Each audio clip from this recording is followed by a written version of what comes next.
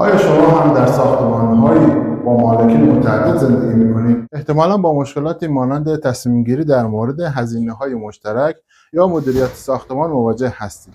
شاید هم همیشه از کمبود تصمیمات جمعی رنج می‌برید.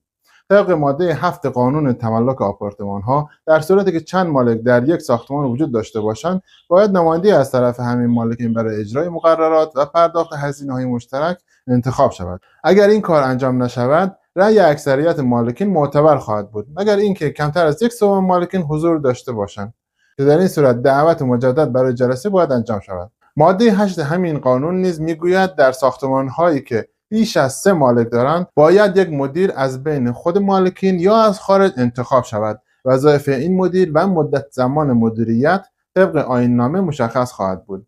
برای دونستن بقیه مطالب به کپشن مراجعه کنید و اینو بفرستید برای اون کسی که میدونید بهش نیاز داره.